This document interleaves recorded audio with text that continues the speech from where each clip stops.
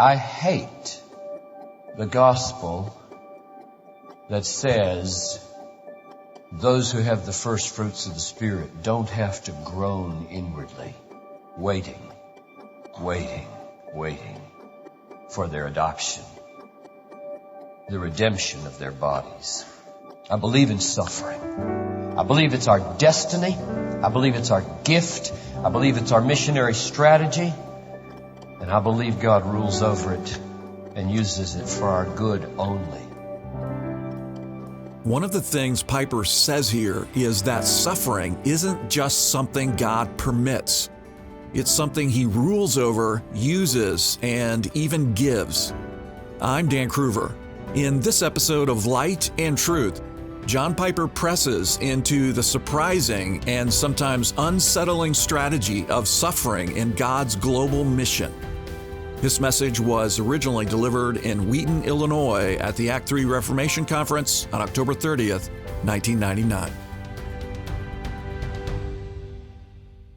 I want to talk about suffering. And I talk about suffering and I think about suffering a lot these days as a demonstration of the excellency of these things, this love and this power, and getting the Great Commission done,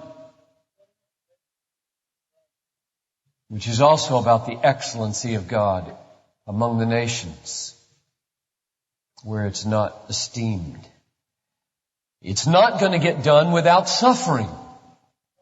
You won't magnify the power of God, you won't magnify the love of God, and you won't get the Great Commission done without suffering. It won't happen. Suffering is appointed as our normal lot in this age and as the specific strategy for finishing the Great Commission. Let me just give the tip of the iceberg. Psalm 34:19, many are the afflictions of the righteous, and the Lord delivers him out of them all. Luke 10:3, behold, I send you out as lambs in the midst of wolves. Only one thing happens when lambs go into the midst of wolves. They get torn to shreds. It's not a joke. Lambs only get eaten by wolves. Jesus was eaten by wolves at Calvary. So join Him on the Calvary road. If you don't take up your cross and follow Him, you're not His disciple. I send you out as lambs in the midst of wolves. Matthew 24:9. They will deliver you to tribulation. They will kill you. You will be hated by all nations for my name's sake. So go, make disciples. Acts 14:22, this is basic discipleship. Paul finishes the first missionary journey. He comes back, and what does he tell every church? Every church. Through many tribulations we must enter the kingdom. That was basic Christian discipleship. Through many tribulations we must enter the kingdom. There is no other way to enter the kingdom except through many tribulations. You say that on your second discipling. If you got a 6-point or a 10-point or a 12-point discipling program, suffering better be 1 or 2 or 3. Because it'll take them off guard quickly if it's not. 1 Thessalonians chapter 3, verse 3. We sent Timothy, our brother and fellow worker, to strengthen and encourage you in your faith so that no one would be disturbed by the afflictions. For you yourselves know that we have been destined for this. Don't be disturbed by your afflictions. You're appointed for them, destined for them, set for them. 1 Peter 4:12, beloved, don't be surprised at the fiery ordeal coming upon you as though something strange were happening. This is normal. America is abnormal. Beware of living here. It's the most dangerous place to bring up kids. It's the most dangerous place in the world to live today. Except maybe France, Germany, or other more comfortable countries. 2 Timothy 3:12, all who desire to live a godly life will be persecuted. If that doesn't work in your life, here's probably the reason. We have so domesticated godliness, it is unintelligible in the church. What is godliness to you? Don't go to movies? Don't dance? Don't smoke? Stay married? I'll tell you, nobody's going to persecute you for those things. That must not be that's not godliness. Godliness is radical Godwardness and God-centeredness and God-drivenness and God-satisfaction that liberates you to do crazy things for which you will get persecuted. And if you're not godly, you won't get persecuted. There is a radical and a normal way to be a Christian. It's all over the New Testament. We don't live it by and large in America. We are so saturated with this culture of ease and comfort and escape and retirement and leisure and entertainment that New Testament Christianity is unintelligible by and large. And I don't just mean persecution when I talk about suffering. I mean sickness as well. That's appointed to us. 2 Corinthians 4:16. Don't lose heart. We don't lose heart. For though our outer nature is wasting away, our inner nature is being renewed day by day. What is this outer nature wasting away? What's that? It's wrinkles, it's glasses, it's arthritis, it's hip replacements, it's cancer, it's everything that comes with being a fallen, redeemed creature. I say redeemed because Romans 8:23 stresses that. Paul was fighting all the time against over-realized eschatology. We've already become kings. David touched on that in the first hour. The self-assessment of these Corinthians was out of this world, literally. And he had to bring them back over and over again into the fallen world where they have to live out their fallenness. You have to live out your fallenness. You will die. We get saved in stages. Forgiveness of sins, peace with God now, but the lifting of the curse comes in stages. You're going to die, and you're going to get old, and your eyes are going to go bad, and your hearing is going to go bad, and your memory is going to go bad, and some of you are going to get Alzheimer's, and some of you are going to, like a woman that I was told about as I was preaching in a little teeny fellowship the other day who had such horrible arthritis, she was locked into a wheelchair and could only move her eyes and one little finger that she could just make her chair go like this. And the point of telling me about it is that she was the happiest person this woman had ever seen.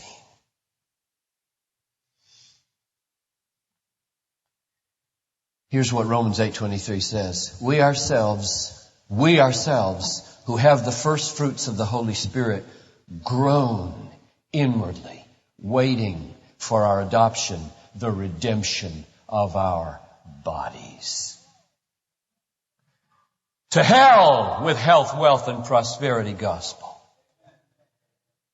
I tell you, I deal with it day in and day out with people who've been, I sat with a couple in my office. When was it? It was just a few days ago. I lose track of time.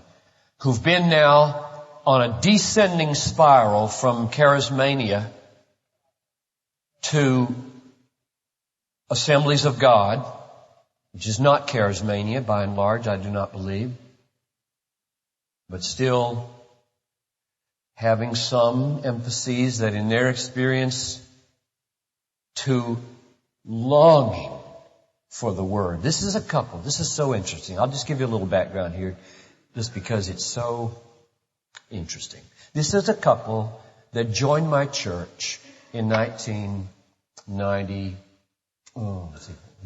6 years ago, whenever that is, and left within 3 months. I hadn't seen hide nor hair of them. They withdrew their membership. I didn't know where they went. I called them. He recounted to me the conversation. They left because they had been persuaded that to come to my church was a sellout to all that God could be for them. And so they went to a big charismatic church in the suburbs. I won't give you the name. But I'll tell you, they do not believe in sickness. They do not believe in sickness. They don't believe that any Christian has to be sick or poor. And for 4 years they were there. Then they began to hear things that were so unbiblical, so disturbing. God was giving them ears to hear. And every day they became more and more uneasy as the Word became more and more paramount in their lives.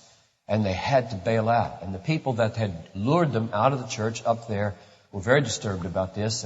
And yet they didn't want to go Baptist. Oh, it's the worst thing you could do.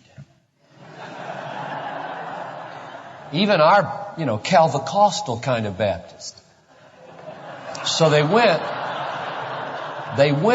to an Assemblies of God church. I know this church. I could worship at this church. The theology I couldn't handle, but it's not crazy. And it's pretty level-headed. And they've been there for 2 years now. And they came to see me. And with tears rolling down their face, they said, we didn't know where else to turn in the cities. Now, there are other places they could have turned, but their experience is small. We didn't know where else to turn to just find somebody who could tell us what the Bible says. Would you please help us get our bearings? We just feel like we don't know where to turn because we're hearing things and we're not sure. And they just gushed over the things they had gotten in the few months. They had gone to the church before they joined for 2 years. And I said, would you tell me how you got saved? And he said, Easter 1993. You don't know anything about this, but Easter 1993. And then he recounted my sermon to him and how God, like that. And it took him about 8 months before he went flat on his face and gave it all up. We're talking crack, cocaine. We're talking sleeping around. We're talking so on. I didn't know this had happened. Didn't know any of this. I hate the gospel that says those who have the first fruits of the Spirit don't have to groan inwardly, waiting for their adoption, the redemption of their bodies. I believe in suffering. I believe it's our destiny. I believe it's our gift. I believe it's our missionary strategy. And I believe God rules over it and uses it for our good only as we are His children. I've got an article here. This is one of the most mind-boggling articles I've read in years. The date is September 16, 1996, Christianity Today. Written by Stephen Saint, the son of Nate Saint, who met God in this vicinity and went and got himself killed in Ecuador, loving people. Now, Elizabeth Elliot has told that story, and Elizabeth Elliot tells it right. And she's devoted her life to talking about suffering and sacrifice and duty. And she has a little problem with me and my Christian hedonism. I love her to death. And we've done seminars together and poke each other. And I try to get her to be happy in Jesus, and she tries to get me to obey Jesus. And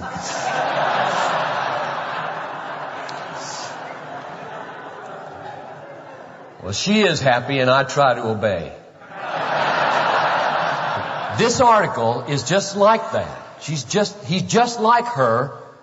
And I've been trying to track this guy down, and I did. I don't know if Rick and Aaron are still here. I don't know if Rick did it, but I said to my assistant, get in touch with this guy, read this sentence to him, and ask him if he meant it or if it was a misprint.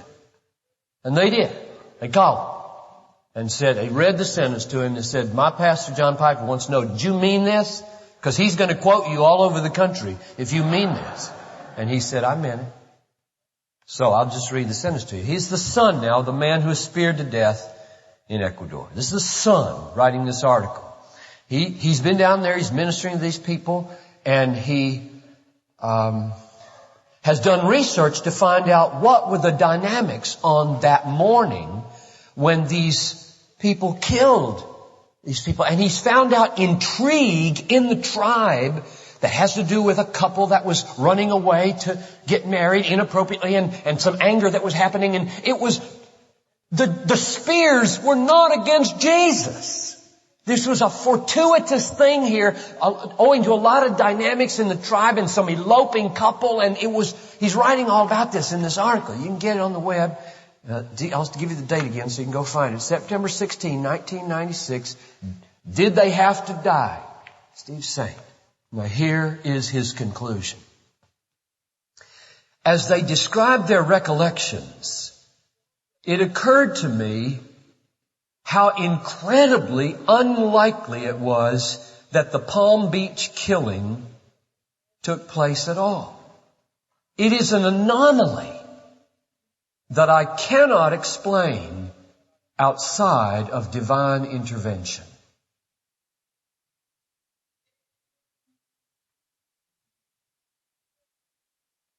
I can't account for why they died apart from divine intervention. Takes your breath away. You know, if you were the guy's son, you'd say, don't talk about my father like that. Don't say God killed my father.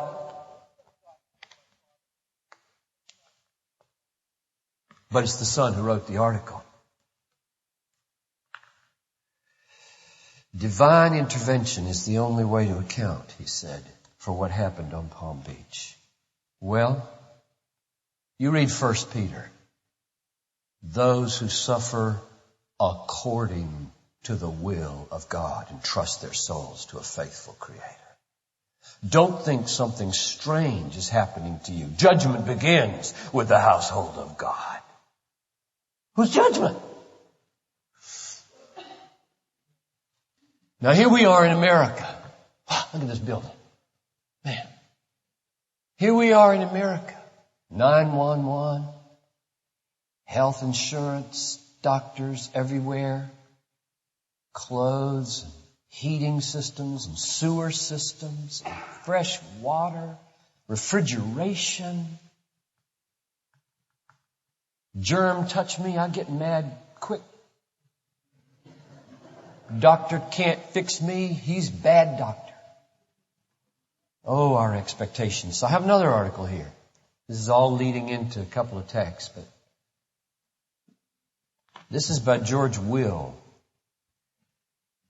And this is very recent. This is September 29 this year in our newspaper at home. And it's about the surge of wealth this year in America. You've been watching the stock market? You've been watching what's happening in America this year? Listen to this. In the first half of 1999,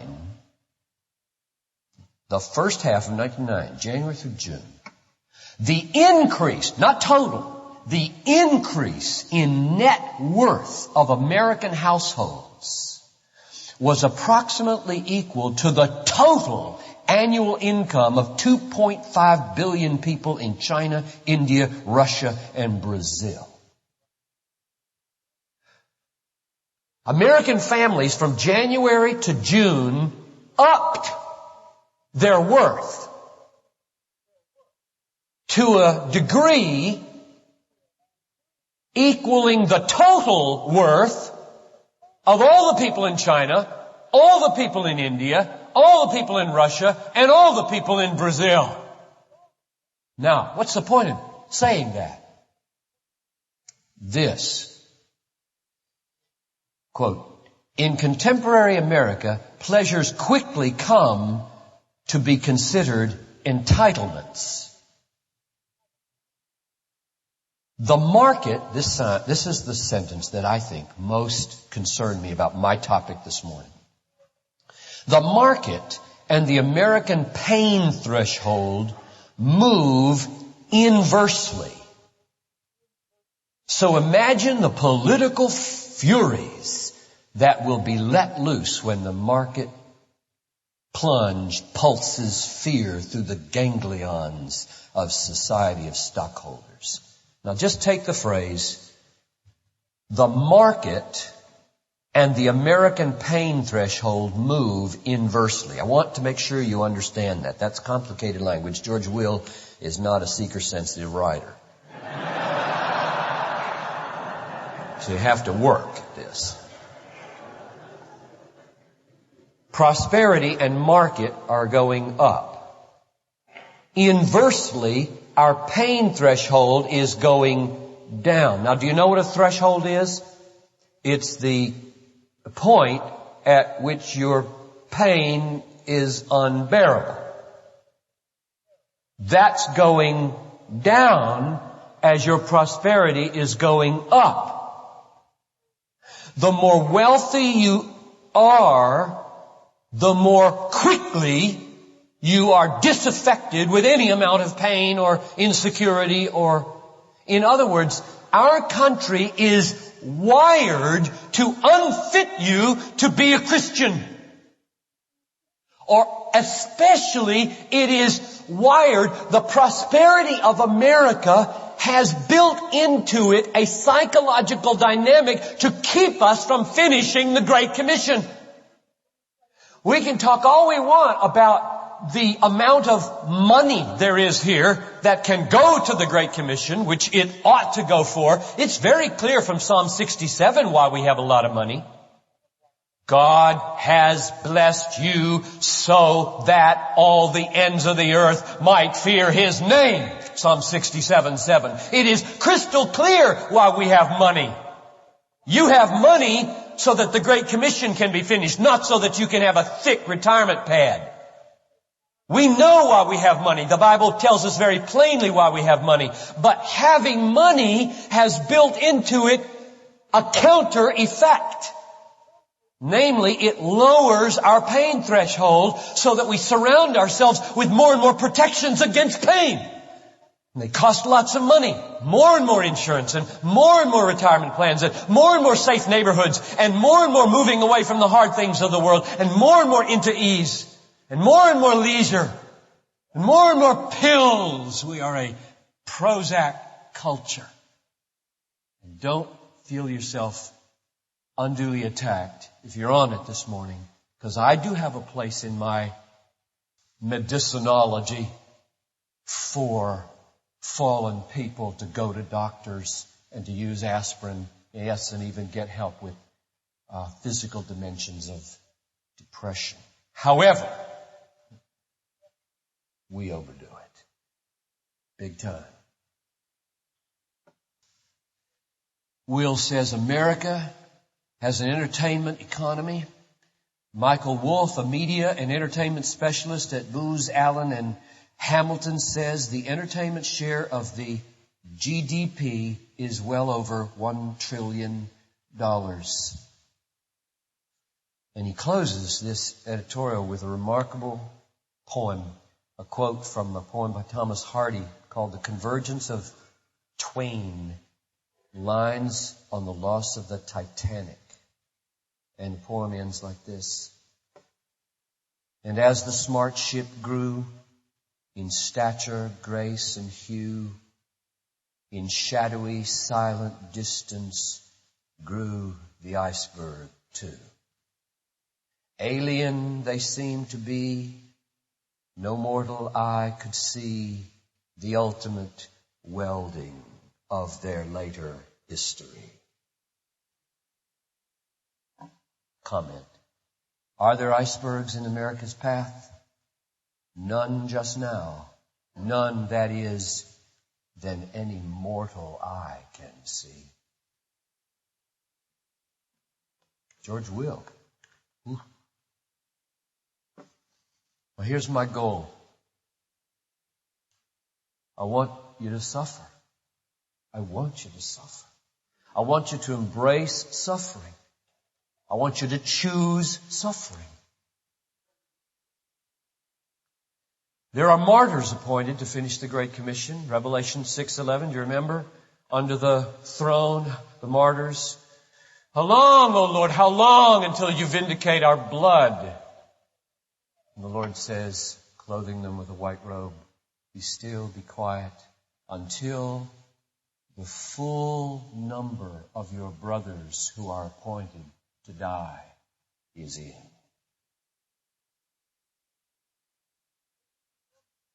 There's a number of martyrs appointed for the finishing of the consummation of this age. And some are in this room.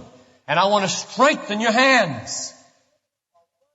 And some of you are running with all your might away from that possibility. I want to reverse your course.